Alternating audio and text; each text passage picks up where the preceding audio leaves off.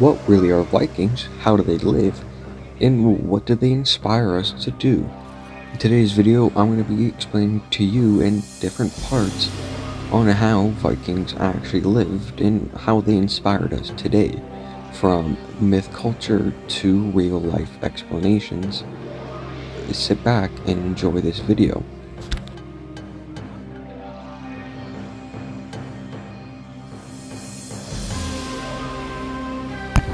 Part 1. Who were Vikings? Who were Vikings? Origin, geographical, and early cultures. Alright, welcome to part 1 of our deep dive Viking documentary. Today we're kicking things off with the big question: who exactly were the Vikings? Because trust me, they were way more than just horned helmet riders. And yes, we'll talk about the horn myth later. Let's set the stage. The world before the Viking Age. The Viking Age was officially begins around 793 CE, but the story starts long before that. Picture the northern Europe, modern day Norway, Sweden, and Denmark, but colder, harsher, and way less connected to the rest of the world. These lands were rigid. Norway's mountains, frigid rocks, coastline. Sweden's forest lakes, long stretches of wilderness. Denmark, flitter, perfect for farming. This geographical shaped everything about Viking life. If you lived in Norway, farming was tough, so you relied on fishing and surfing. If you lived in Sweden, you had access to inland rivers that connected you deep into Eastern Europe. Denmark, prime real estate for trade and early kingdoms. So what does Viking actually mean? Here's something most people don't know. Viking wasn't originally people, it was a job. The old Norse word Vikring meant something like a person who is going on an exploration, usually by sea. Going a Viking meant going raiding, trading, or exploring. So not very Jesus Christ was a Viking. Most were farmers, craftsmen, traders, or fishers. Only some went Viking. Early Norse societies. Before the Viking Age, Skandinavian was organized into a small community called clans, or tribes, each led by a chieftain. There were no unified countries yet. No kingdom of Norway or kingdom of Sweden. Those came later. Society was divided into clares, the nobles, clars, free farmers and workers, the majority, and traels, enslaved people. But here's the twist. Compared to many societies at the time, Norse culture was surprisingly flexible. A trail could earn freedom, a farmer could become wealthy and respected, a warrior could rise to leadership. How do we know all this? A lot of what we know come from iconology, Norse sages, foreign writings, especially in monks, after crafts like tools, weapons, and jewelry. One of the earliest written descriptions of Vikings comes from Landsundfirm, where a monk wrote, "The pagans poured in the wolves among the limbs." This quote is dramatic. Monks weren't exactly fans, but it shows how shocking the Vikings were to the rest of Europe. Commitment and survival. Scandinavia wasn't any easy place to live. Winters were long, summers were short. Farming was unpredictable. This pushed people to innovate. They built strong, insulated longhouses. They stored food for winter. They learned to fish year-round. They developed advanced woodworking skills. These survival skills eventually led to the greatest invention, the Viking longship. But that's for part 3. Trade before raiding. Before the famous raid, Scandinavia were already trading with the Baltic religion, the British Islands, the Frankish Empire, the Slavic world. They traded furs, amber, iron, wool, linear, ivory, homemade goods. In return, they got silver, glass, spices, and technolies. So even before the Viking Age officially began, Scandinavia were already connected to a much larger world. Why did the Viking Age begin? Historically debated this, but here are the main theories. Population growth, more people, not enough farmland. Politically changed. Leaders wanted wealth and power. Climate shifts, slightly warmer weather, increased population. Trade opportunities. Europe was rich and poor. Definably, technology advances, especially shipbuilding. It wasn't one thing, it was a perfect storm. The first recording Viking raid, the Viking Age, officially begins in 793 CE with a raid on a monastery in Lindisfarne off the coast of England. A monk wrote, "Never before has such terror appeared in Britain." This wasn't the first raid ever, but it was the first one that shocked Europe enough to be recorded in detail. But here's a twist. The Vikings didn't see themselves as villains. To them, raiding was a way to gain wealth, a way to prove bravery, a way to support their families, a normal part of life. In Norse culture, courage and honor were everything. A successful raid could make you famous, a Norse worldview. The Vikings believed in a universe filled with gods, giants, spirits, and fate. Life was short, unpredictable, and shaped by forces beyond our control. This worldview made them bold, even fearless, in the face of danger. A line from the Heaven Mule, a collection of Norse wisdom sayings, puts it perfectly. Cattle die, Crimson die, but the fame of brave men never dies. This mindset filled explorations, risked talking, and the design to leave a legacy. The first written encounter with Vikings. Before each chronologically gave us artifacts before sage were written down, the earliest documentations of Vikings came from the people who met them. Usually the worst possible way, as those people were often monks. Monsters in the early medieval Europe were isolated, wealthy, poorly defeated, filled with gold, silver, and food.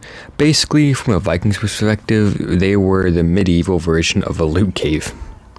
So when Vikings started raiding, monks wrote about it.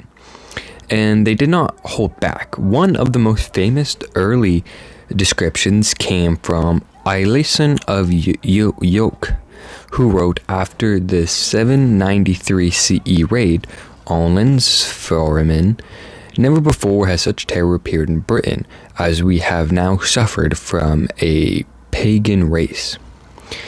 This quote is dramatic, but it tells us two important things.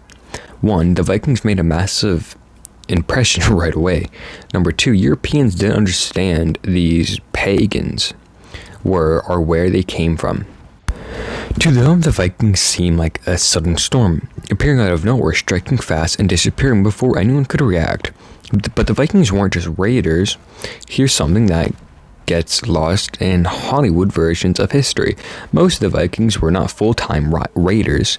In fact, raiding was seasonally. You didn't raid in winter, you'd freeze. You didn't raid during planting season, you'd starve. Raiding was something you did when the weather was good, the seas were calm, the crops were planted, and you had a crew ready to go. For the rest of the year, Vikings were farmers, craftsmen, traders, parents, neighbors. The image of Vikings as non-subs warriors is cool, but not accurate. They were regular people who occasionally went on dangerous adventures. The Norse repulsion, fear, and respect. Even though Vikings weren't always raiding, their reputation spread fast. Word traveled across Europe. They came from the north, they strike without warning, their ships move faster than anything we've seen. And honestly, Europeans weren't prepared. Most kingdoms at the time were dealing with international conflicts, weak central governments, poor coastal defenses, slow communication. So when Viking ships appeared on the horizon, it was usually too late. But here's the twist: the Vikings weren't just feared, they were also respected. Why? Because they were skilled sailors, expert craftsmen, fine fighters, smart traders, adapted explorers. Even their enemies admitted this. A Frankish colossal wrote that they are unmatched in their skill at sea, this high praise coming from someone whose homeland was being raided. The Norse expressions mindset to understand why the Vikings expand so far. You have to understand their worldview. Norse culture believed in fate worldwide, honor, courage, the impression of repopulation, the idea that life is short and unpredictable. In a world like that, talking risk wasn't reckless, it was expected. A line from the Hevu Manual Capuchin capture this perfectly. A coward believes he will live forever if he avoids battle, but old age will give him no peace. This wasn't about glorifying violence, it was about accepting that life is temporary, so you should make it meaningful. This mindset helped fuel exploration, trade, settlement, and invention. It wasn't about raiding, it was about opportunity. The North and the sea, a natural connection. If you grew up in Scandinavia, the sea wasn't a barrier, it was a highway. Kids learned to swim, fish, row, navigate coastlines, read weather patterns. By adulthood, most Norse people were comfortable on the water. This gave them a huge advantage over other cultures. Their ships, especially the longship, were so advanced that they could travel in shallow rivers, cross open oceans, land directly on beaches, move faster than most European vessels, reverse direction quickly, carry dozens of warriors or traders. This mobility made the Vikings unpredictable. They could appear anywhere: England, Ireland, France, Spain, North Africa, Russia, the Middle East, North America. And they did. But again, that's for later parts of this video. The Norse religion, and its influence on behavior. Before Christianity spread into Scandinavia, the Norse followed the polytheistic religion, centered around gods like Odin, Thor, Fortune, Loki, and Tyr. These gods weren't perfect, they made mistakes, they fought, they struggled, they faced challenges in many ways. They reflected the harsh world the Norse lived in. The religion emphasized bravery, wisdom, strength, loyalty, fate, the importance of storytelling. And it wasn't just mythology, it shaped daily life. For example, warriors believed dying bravely could earn the place in Valhalla. Farmers prayed to Fairlane for good harvest. Sailors asked Thor for predictions during storms. The most common thing that you most likely know Valhalla from is most likely the movie How to Train Your Dragon 2, where Stoic dies in battle, and they sent him off onto a ship and burned him, which leading him into Valhalla. I believe we're going to get into that more later, so let's move on to my next part. The Norse and their neighbors. Before the Viking Age, Scandinavia weren't isolated. They introduced with the Balak trade, the slaves, the Franks, the Anglo-Saxon, the Sami people, and the Finns. These introductions included trade, marriage, culture, expansion, occasionally conflict. So when the Viking Age began, Scandinavia already had a sense of the wider world, and they were ready to explore it. The stage is set by the late 700s. Everything was in peace. A strong sea surfing culture, advanced shipbuilding, a growing population, abjuration leaders, a belief system that encouraged exploration nearby lands full of wealth and opportunity. The spark had been lit. The Viking Age was about to begin. The Norse reputation spread across Europe. As the first Viking raids hit the coastline of England, Ireland, and France, word spread fast. Medieval Europe didn't have social media, but it did have monasteries, and monks wrote everything down. Their letters colorized, and reports traveled between religions creators, and soon the entire continent knew about the mysterious seafaring warriors from the north. I already kind of covered some of this, but we're going to go into a little bit more of it. Now here's where the story gets a little more interesting, but also kind of will sound more repeating itself.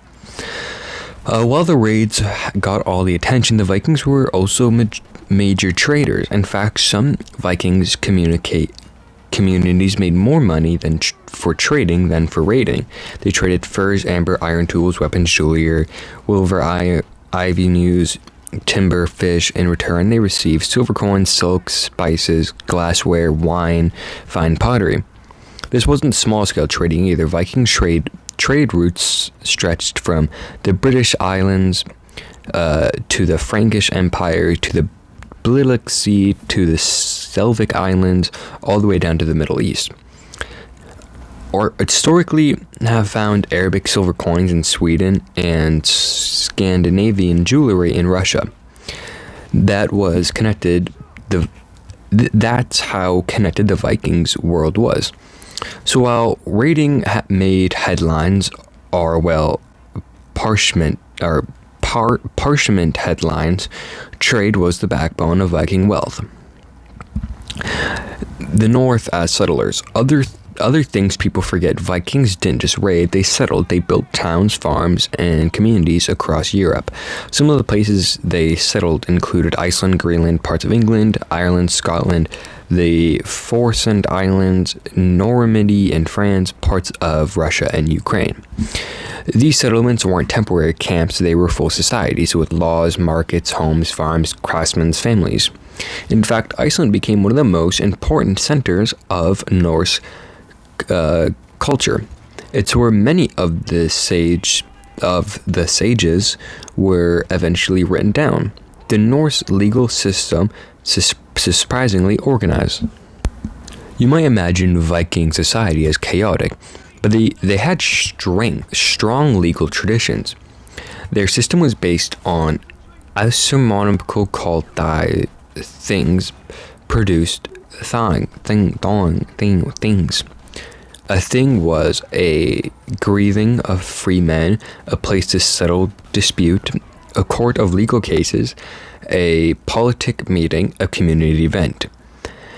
At a thing, people could present evidence, call witnesses, navigate settlements, vote on discussions.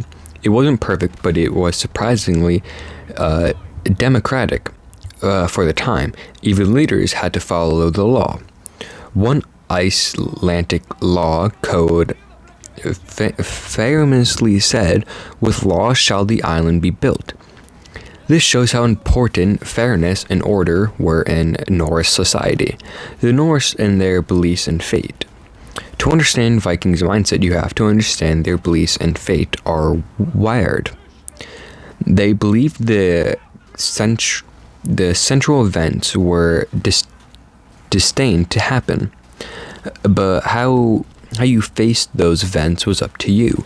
This belief didn't make them reckless, it made them resentment. If a storm hit, if a voyage went wrong, if a raid failed, they didn't see it as a pointless suffering, they saw it as a part of the story the gods had written for them. The worldview helped them. Take risk, explore unknown lands, face danger with courage, accept hardship, value reputation over fear.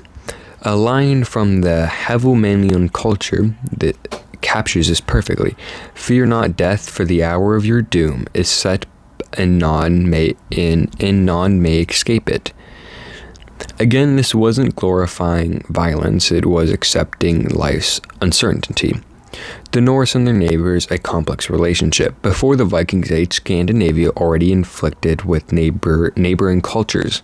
These interactions weren't always violent. In fact, many were peaceful. They traded with the Balamnic traits, the Slavens, the Finns, the Seminoles, the Franks, the Anglo-Saxons, and they exchange goods, ideas, technology, stories. These connections helped shape Norse culture long before the first raid. For example, the Norse adopted certain metalworking technologies from the Franks. They learned new routes from Selvays. They exchanged furs and iron for luxury goods from the south.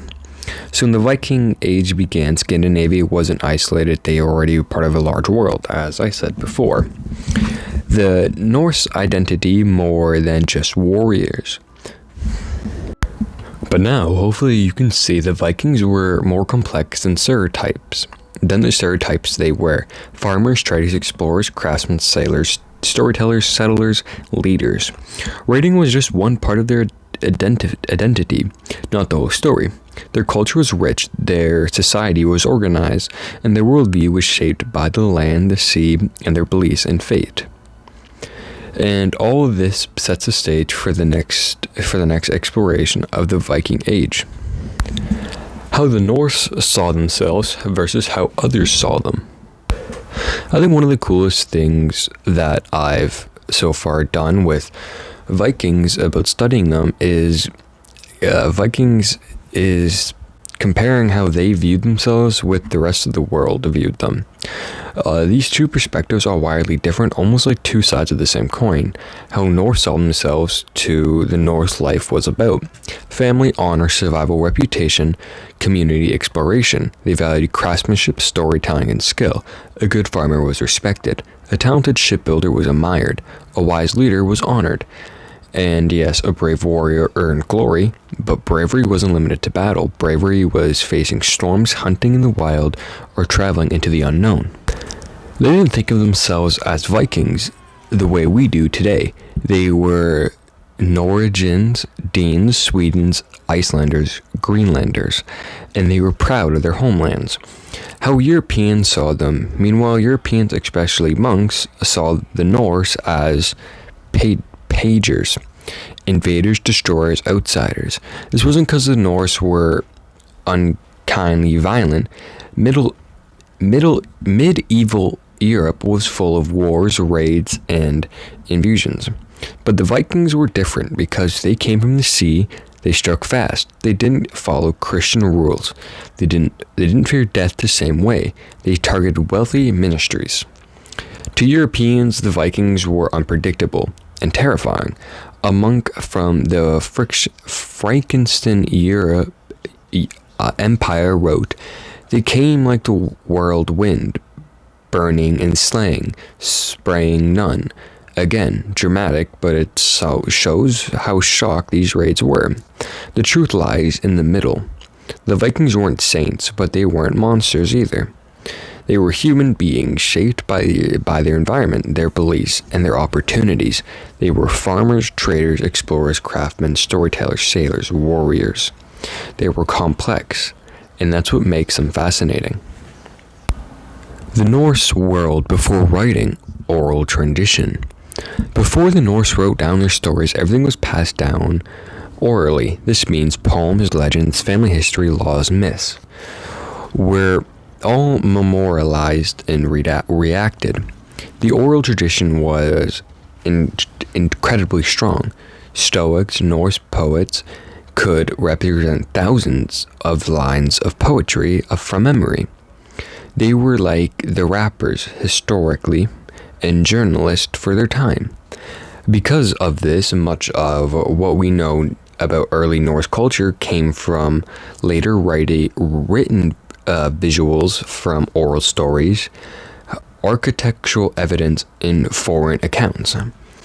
The sages where we have today were written down in Iceland centuries after the Viking Age, but they perceive older traditions.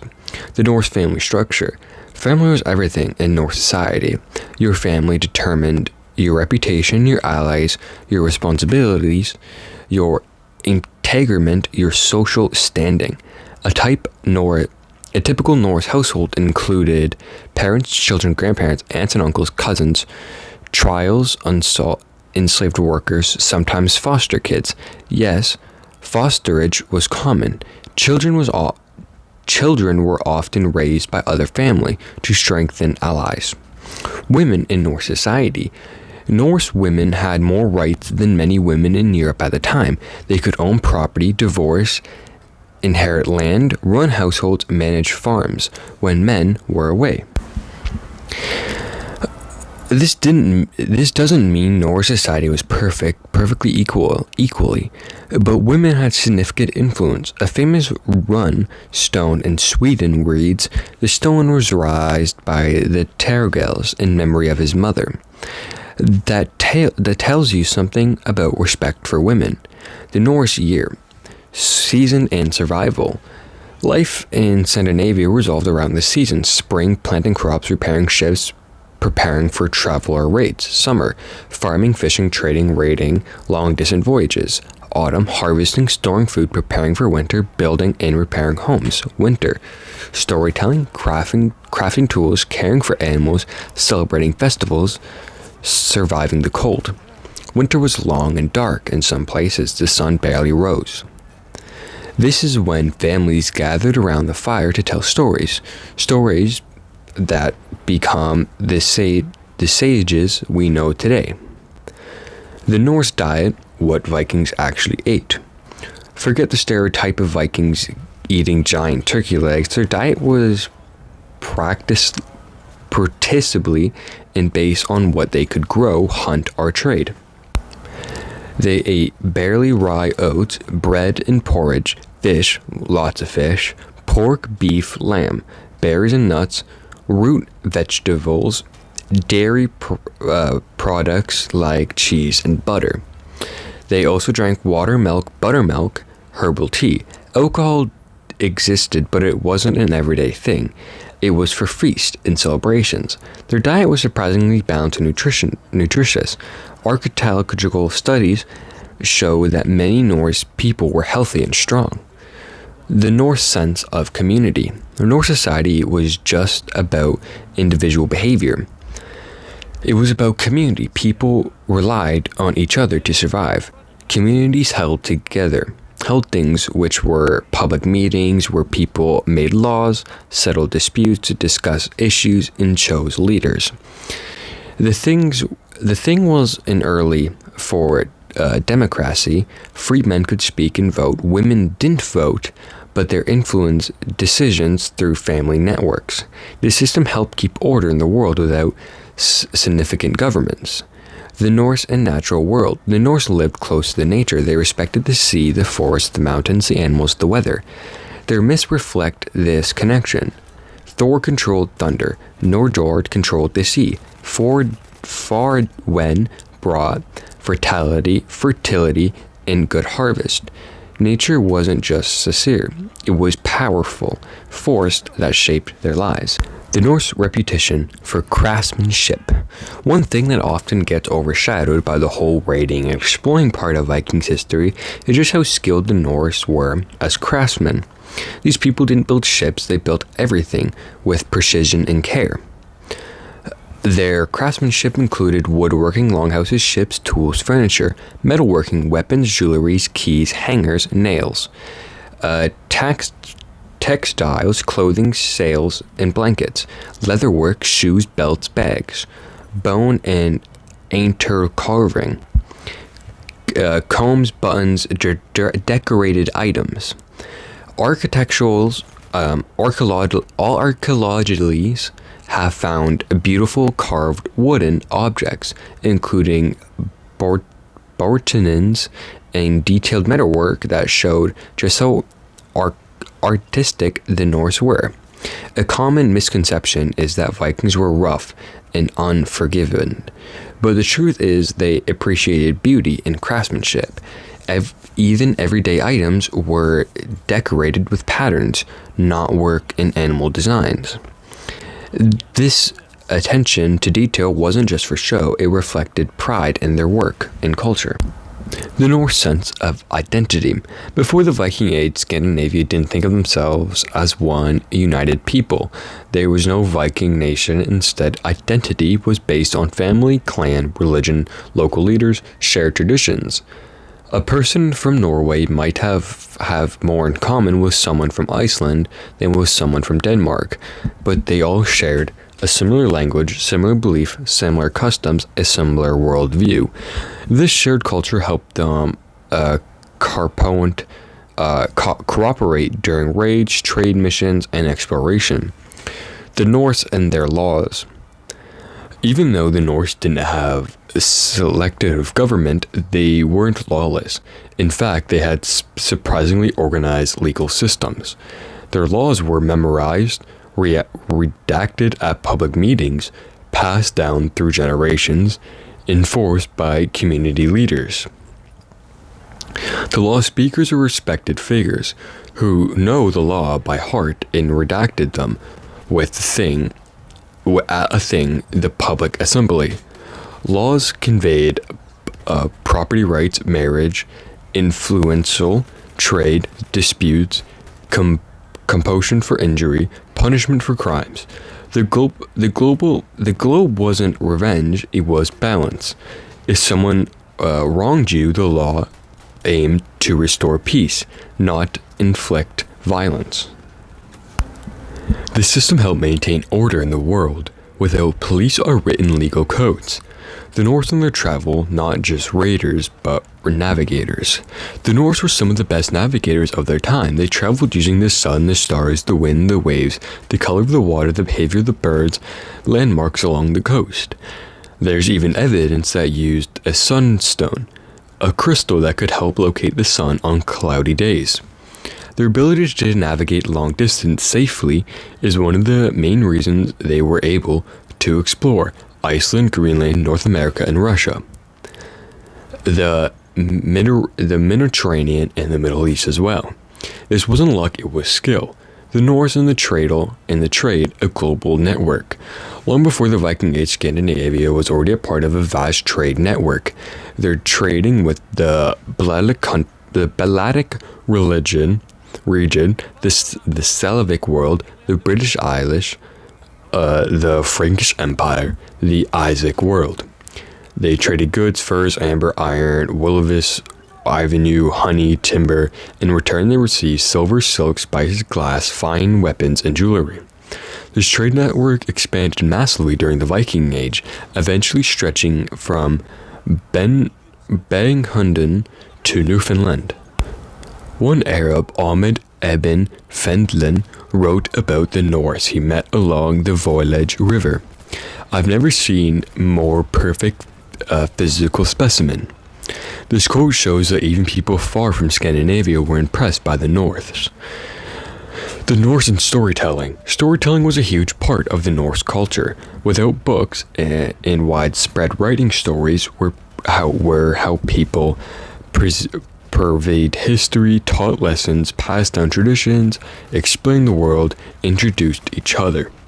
These stories included myths about gods and giants, tales of heroes and battles, family sages, poems about love, loss, and behavior. The sages we have today, written down in Iceland centuries later, are based on these oral traditions. They're not always historically accurate, but they give us a window into the Norse mindset. The Norse and their beliefs about fate. One of the most important components in Norse culture was fate, or Windwardor. The Norse believed that fate was woven by the Norse, three mythical beings. Everyone had destiny, you couldn't escape your fate, but you could choose how you faced it.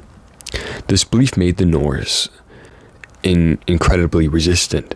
If something bad happened, it wasn't random, it was part of fate. If something good happened, it was a gift.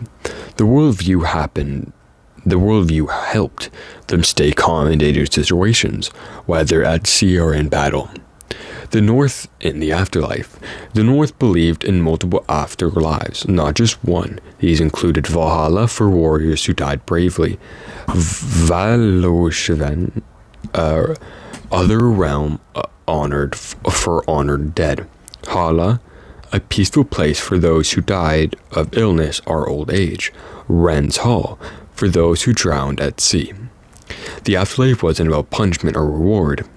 It was about your fate. It's where your fate led you. This belief system shaped how the Norse lived, fought, and explored. The North and their neighbors, a complex relationship. The Norse didn't just raid their neighbors, they also traded with them, married into their families, served as Mediterraneans, formed allies, settled peacefully. In some places like Iceland and England, Norse settlers blended with local populations, creating new cultures. In other places like Russia, Norse traded, helped from early states. The Viking Age wasn't just conflict, but it was about connection. The Norse in their beginning for the Viking Age. By the late 700s, everything in Scandinavia was shifted. The population was growing, local leaders were becoming more independently focused on trading networks were expanding, shipbuilding was improving, and Europe, especially the Britain allies, was full of wealth. Poorly defended targets. This component created the perfect conditions for something big, and it happened. And then it happened. The raid that changed everything. Lands informed 793 CE. If there's one date you should remember from Viking history, it's 793 CE. That's when a group of Norse sailors, likely the Norway, attacked the ministry at Lundsten, a small island off the northeast coast of England. The monks who lived there, this place was scared, peaceful, remote. The last place expected trouble. But to the Vikings, it was isolated, wealthy, unprotected, filled with gold, silver, and food. A perfect target. The raid shocked Europe, not because it was the first raid ever, but because it was so sudden, so brutal from the monks' perspectively, and so unexpected. The monk named Orleshen wrote, "The pagans poured in like wolves among the lambs." This quote became famous because it captured the fear and confusion for the time. But here's the important part.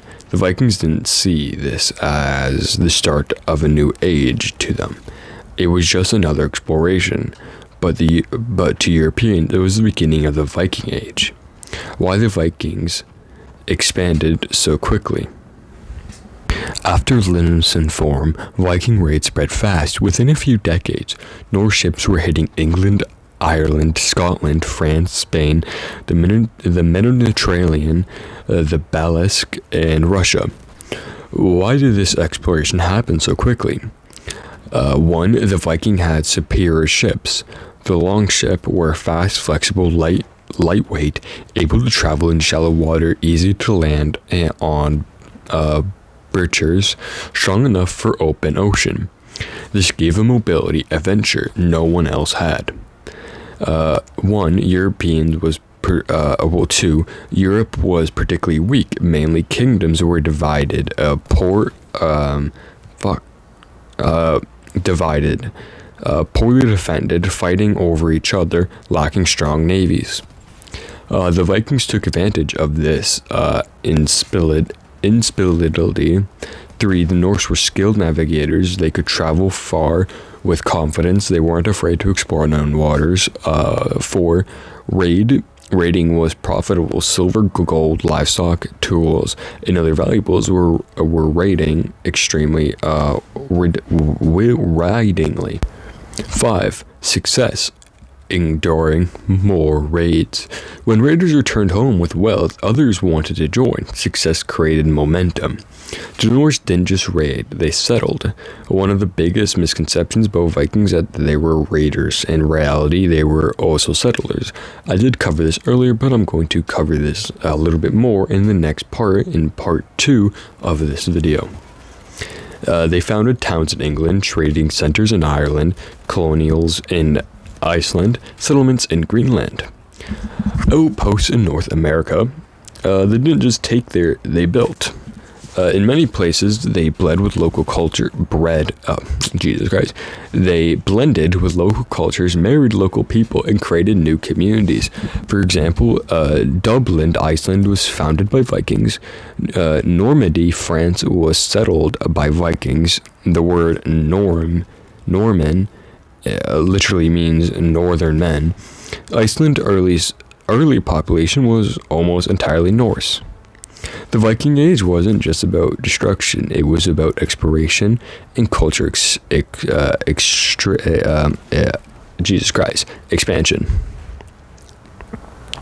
The Norse and their legend. Even through part 1 is focused on origin, it's worth touching on the legacy the Vikings left behind, because it's huge.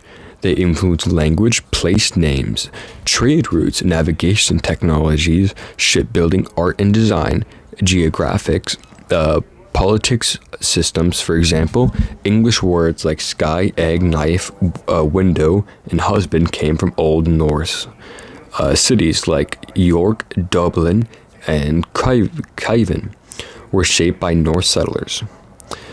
Modern Scandinavian countries trace the early politics foundation to the Viking Age. The Vikings didn't just disappear and appear. They changed the world. Why the Vikings still fascinate us today.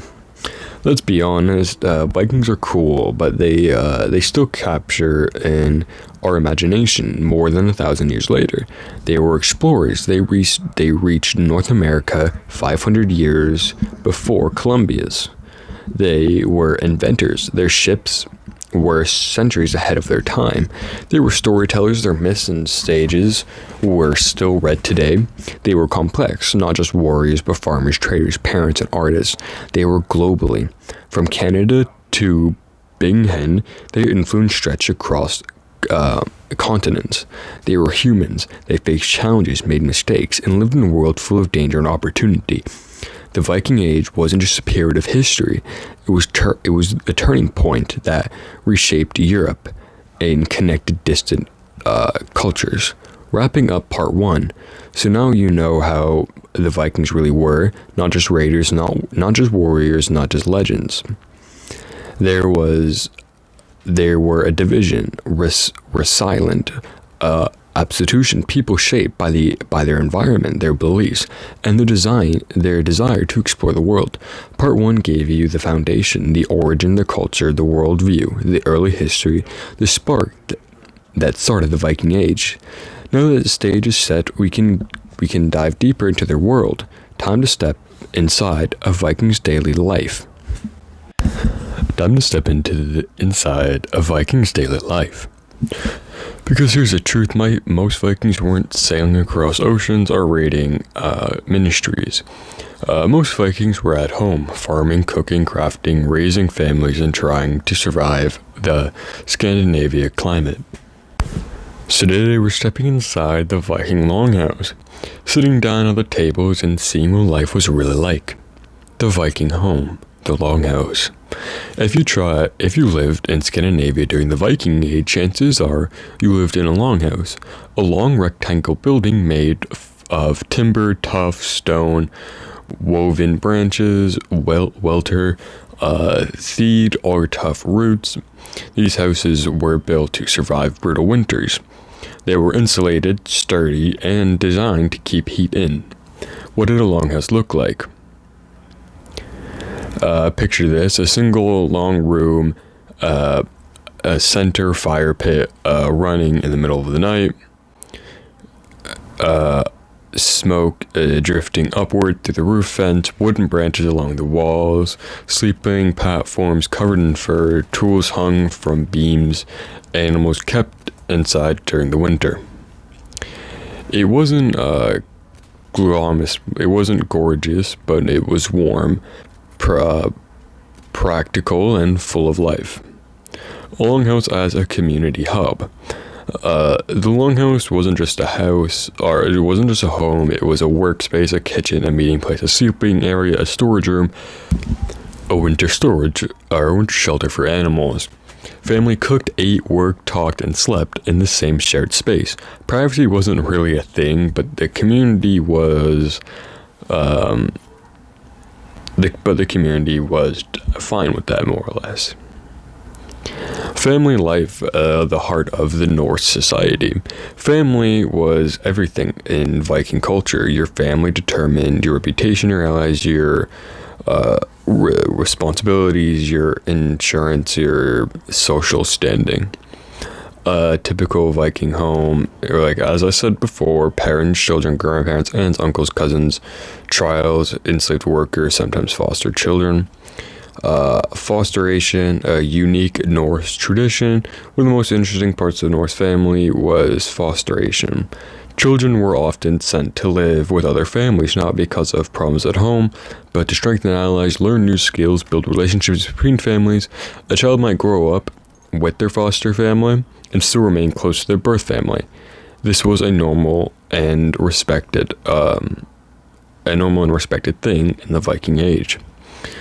The role of women in Viking society. Here's something a lot of people get wrong. Viking women had more rights than many women in Europe at the time. They could own properties, divorce, inherit land, run farms, manage households, respect themselves in legal matter.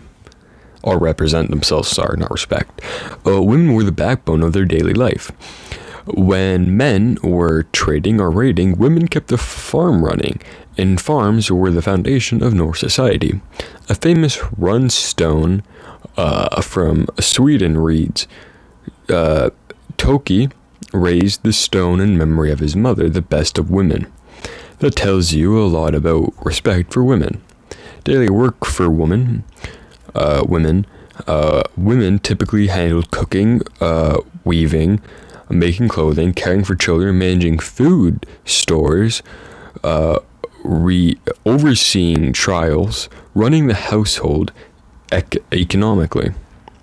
Weaving was especially important. Viking sails are made of wool, and single sails could take years to produce. The role of men in Viking society. Men were expected to farm, hunt, fish, build, craft tools, protect the family, participate in community meetings, go on trading or raiding expeditions. But here's the key: most Viking men were farmers. Were farmers first and warriors second. Raiding was seasonal, farming was year-round.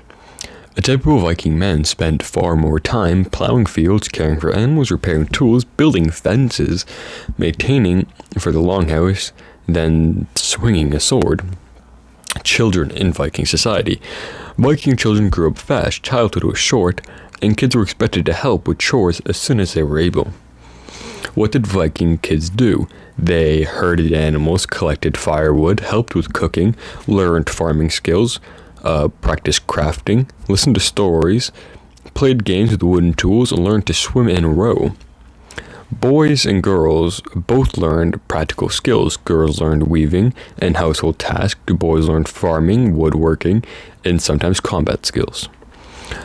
But both learned storytelling, myths, family history, community values. Education wasn't formal, it was hands-on. Trials, the enslaved class. Trials were enslaved people who worked in Viking households. They could be prisoners of war, people in debate, children born into slavery. Trials did the hardest labor, clearing land, hauling water, training animals, working in fields, doing heavy construction. But unlike some ancient societies, trials could earn freedom. A free trial became a freedom, or a freed man, and their children were born free. This doesn't make slavery good, but it shows the Norse society had more social mobility than others at the time. Daily life, homes, food, clothing, family, and social roles. Daily work what Vikings actually did all day. If you could time travel back to the Viking village, you might expect to see warriors training with axes or sharpening swords, but honestly, you would mostly see people working hard. Viking life was built around survival, and survival required constant effort. Every season brought new tasks, and every member of the household had a role to play, farming the backbone of Norse life. Even though Vikings were famous for raiding, farming was a real job. Most Norse people lived on small farms, and their daily routines revolved around plowing fields, planting crops, harvesting grain, caring for livestock, repairing fences, maintaining tools. The main crops were barley, rye, oats, cabbage, leeks, and beans. Barley was especially important because it was used to make bread, porridge, and sometimes a ale for celebrations. Livestock included cattle, sheep, goats, pigs, horses, chickens. Animals weren't just food; they were a necessity for clothing, tools, transportation, fishing, and hunting. Fish was huge in Scandinavia, especially Norway and Iceland. Vikings caught cod, herring, salmon, trout, and eel. They used nets, hooks, spears, and even large boats for deep-sea fishing. Hunting provided deer, elk, birds, seals in northern religions. But hunting wasn't a daily activity. Jesus Christ, it was more seasonal and required skill. Okay, craftsmanship. In Viking DIY lifestyle, Vikings didn't have stores or factories. If needed, something you made it, or someone in your village did. Blacksmiths. Blacksmiths were essential. They made axes, knives, swords, nails, hangers, tools, horse gear. A good blacksmith would be respected because metalwork required skill, strength, and precision. Carpenters and woodworkers. Wood was everywhere in Viking life. Carpenters built longhouses, ships, furniture, tools, wagons, and storage chests. Viking woodworking was incredibly advanced. Their shipbuilding skills alone proved that weavers and textiles makers were weaving was one of the most important jobs in Norse society, and one of the most time-consuming. Women and sometimes men made clothing, blankets, rugs, sails. A single ship sail could take years to produce. That's how much work went in textiling production. Leather workers. Leather was used for shoes, belts, bags, armor padding, and harnesses. Nothing went to waste. Every part of an animal was used. Food. What Vikings actually ate. Let's talk Viking food, because it's way more interesting than a giant turkey-like stereotype. Daily meals.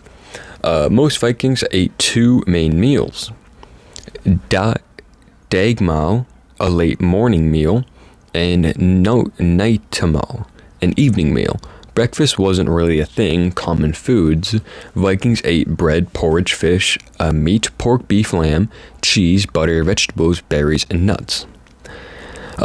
They also provided preserved food for winter using.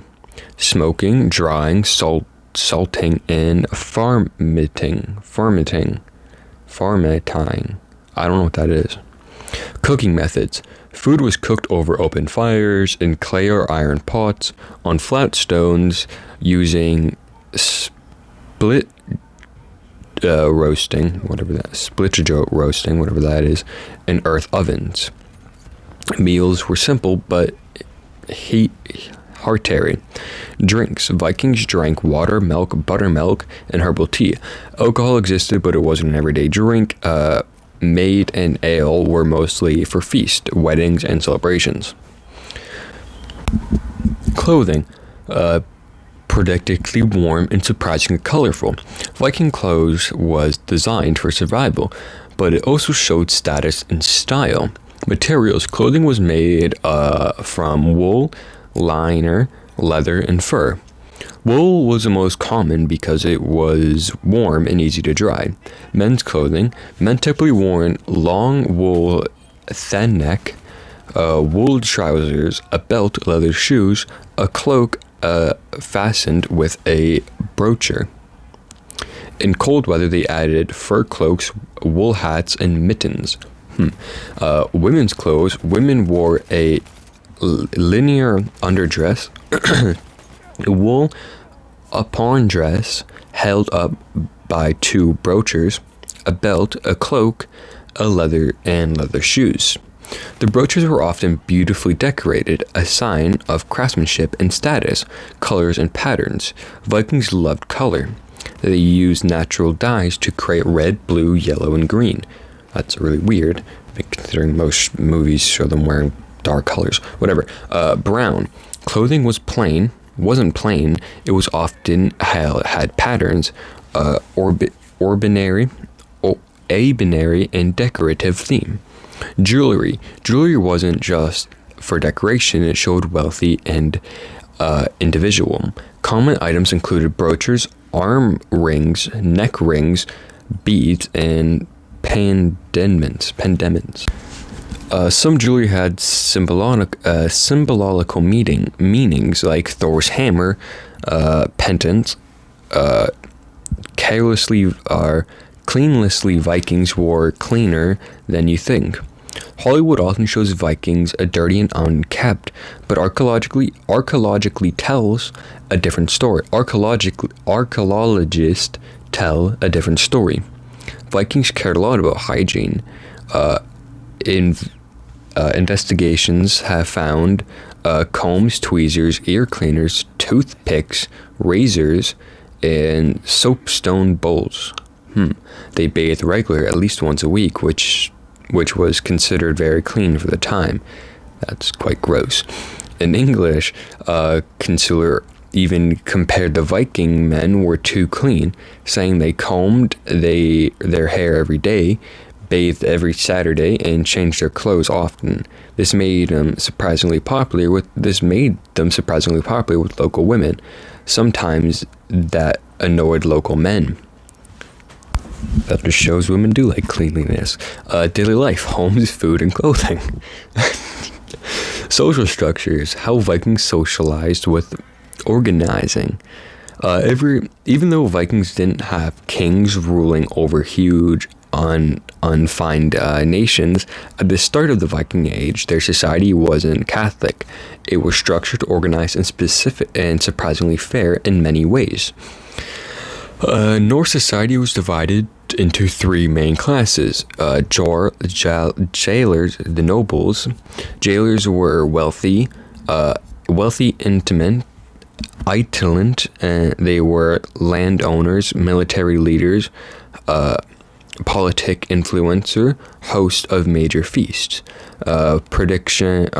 products of their community. A jail wasn't a king, but they had serious power. They commanded loyalty through generosity, leadership, wealth, and reputation.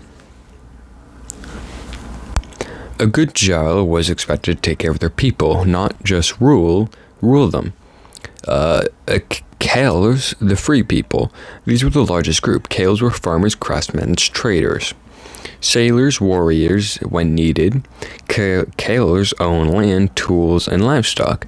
They could vote at the public assembly, and they had legal rights. Most Vikings you hear about explorers, settlers, raiders, or Kaelers.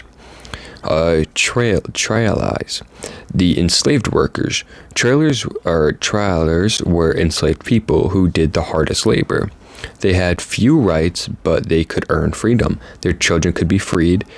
They were protected by central laws.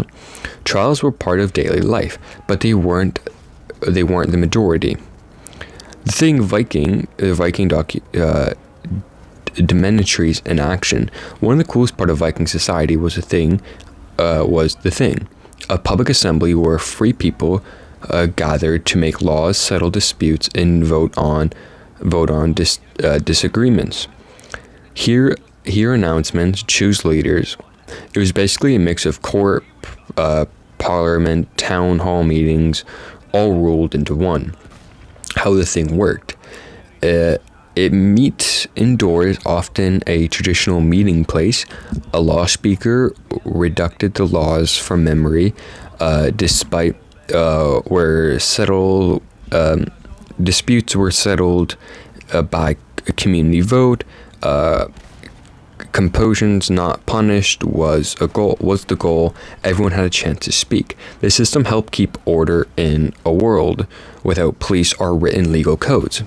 Why the thing maintained. The thing wasn't just a meeting, it was a symbol of freedom. If you were a free person, you had a voice.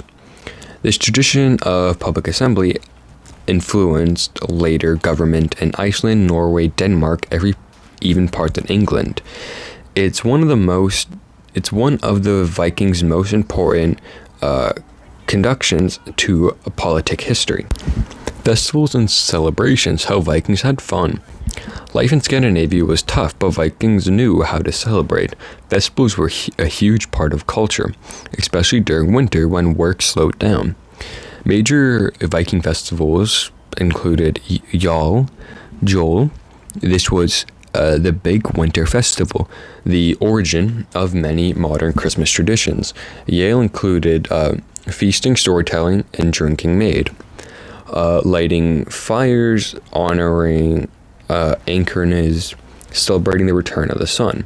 The word Yale is used today in Scandinavia. Midsummer, celebrated around the summer solstice. This festival honored fertility, growth, the power of the sun.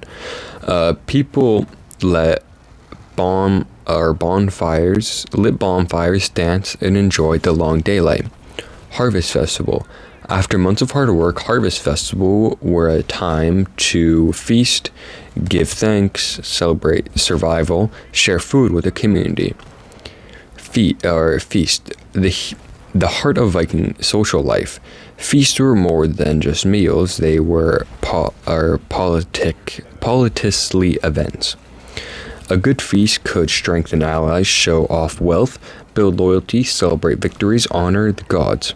Food included roasted meat, fish, bread, cheese, berries, honey, are made in moderation.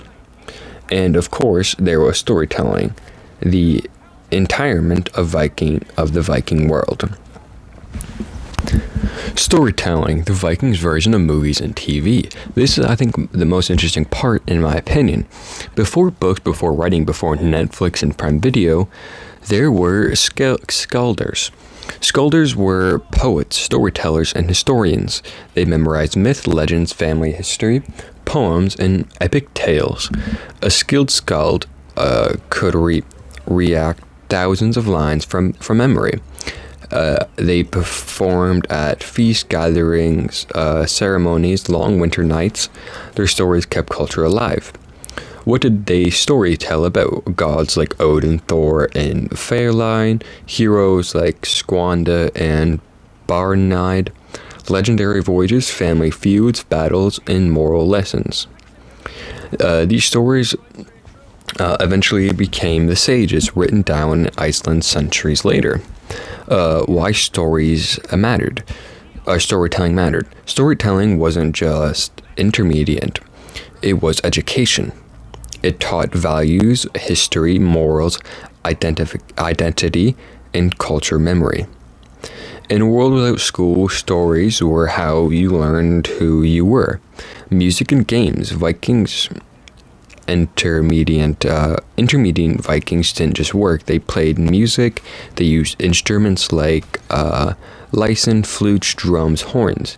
Music was part of feast, ceremony, celebration, and daily life. Games. Vikings loved games, especially strategy games.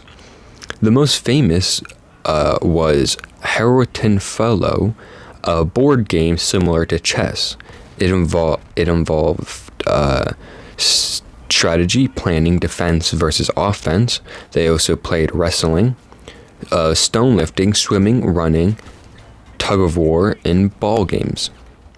Games weren't just fun, they built strength and skill. Religion and daily life. Norse religion wasn't something you practice once a week.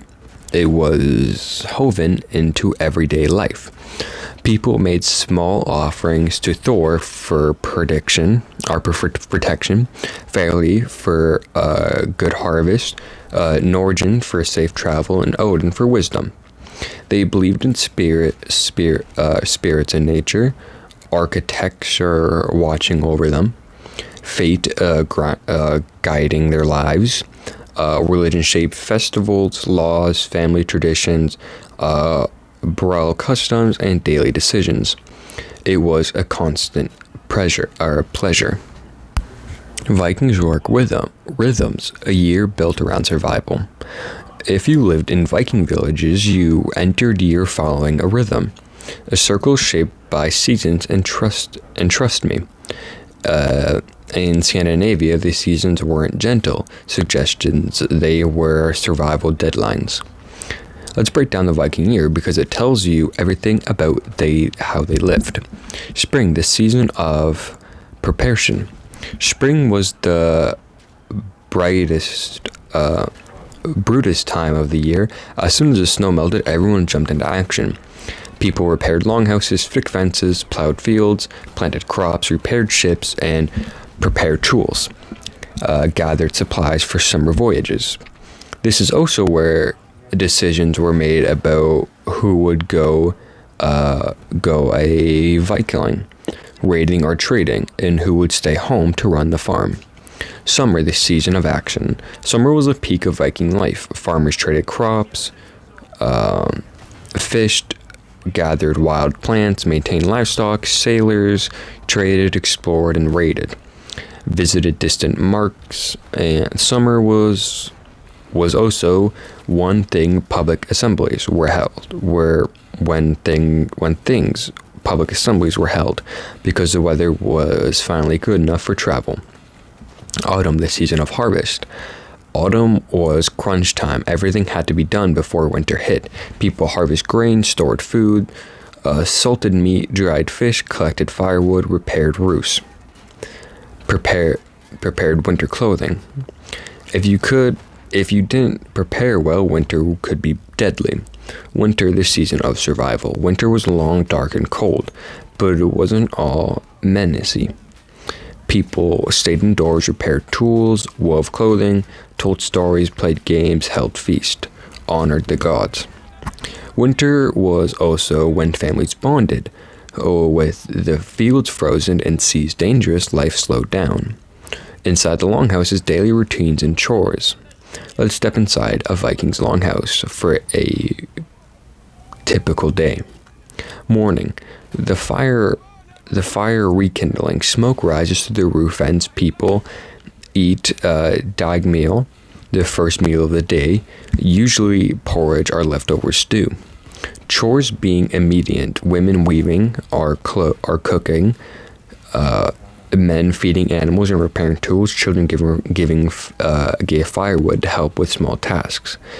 Midday.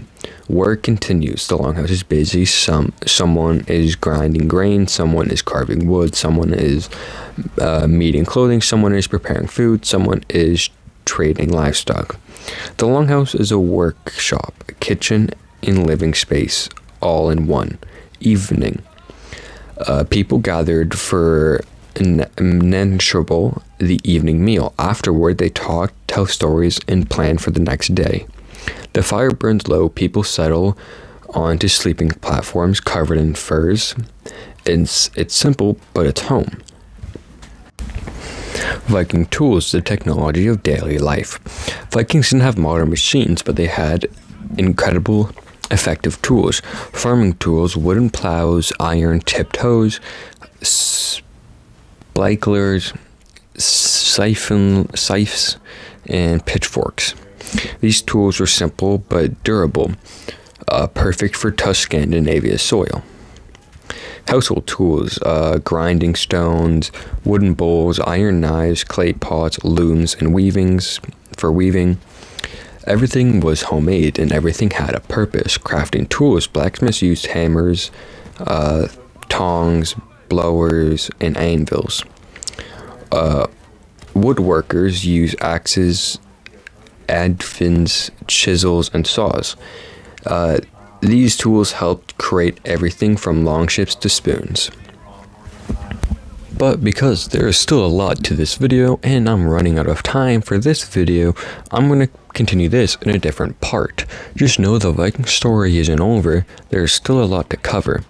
So if you seem interested in another video, please watch it, like, and subscribe if you want to, and I'll see you in the next video.